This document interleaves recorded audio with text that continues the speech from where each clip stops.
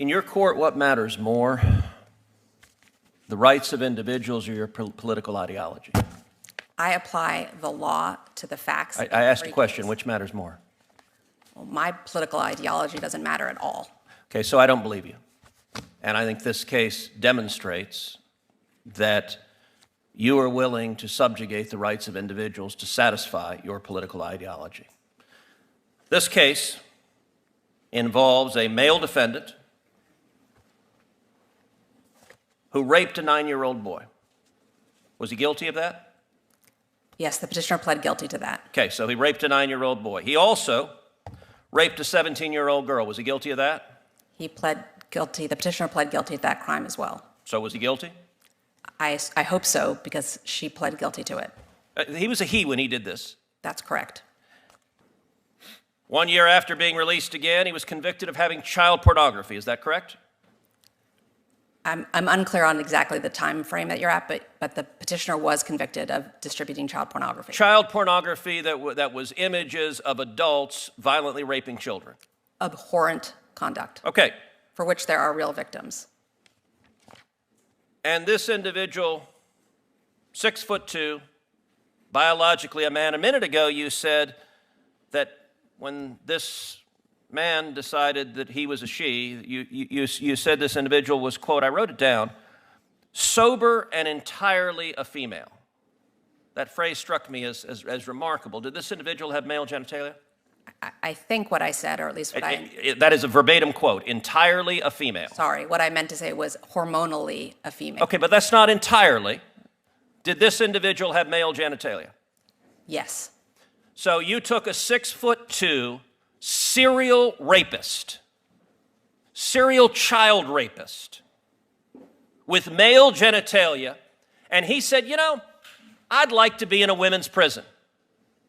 And your answer was, that sounds great to me. Let me ask you something. The other women in that prison, do they have any rights?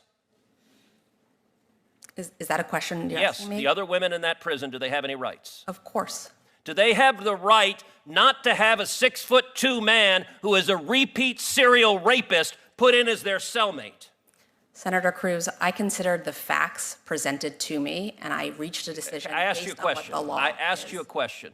Do they have a right not to have a 6'2" man who is a serial rapist put in as their cellmate? Do those women have a right to that? Every person who's incarcerated has the right to be safe in their space. But you didn't think so. You didn't think so. And in fact, I'm going to give some quotes from your order because Senator Kennedy is right. This is not a judge's order. This is a political activist. By the way, the beginning of your order says, at birth, people are typically assigned a gender. I got to say that would astonish a lot of Americans. A lot of Americans think you go to the hospital, a baby is born, and congratulations, you have a little boy, a little girl.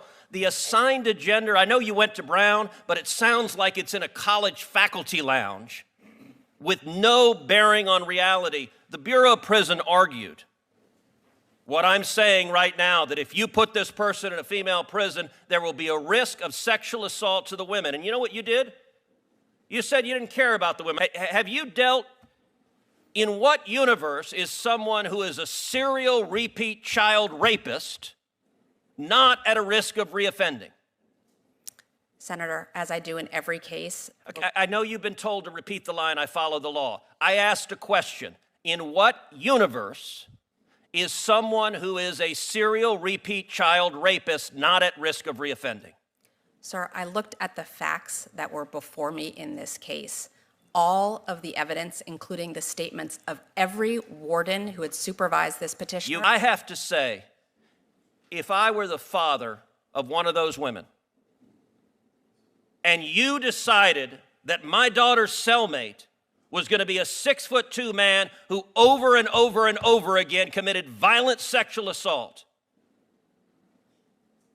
I would say the entire justice system is absurd, and it is clear on your record your political ideology matters a heck of a lot more than the rights of those women that you endangered. I think you're a radical, and I think you have no business being a judge.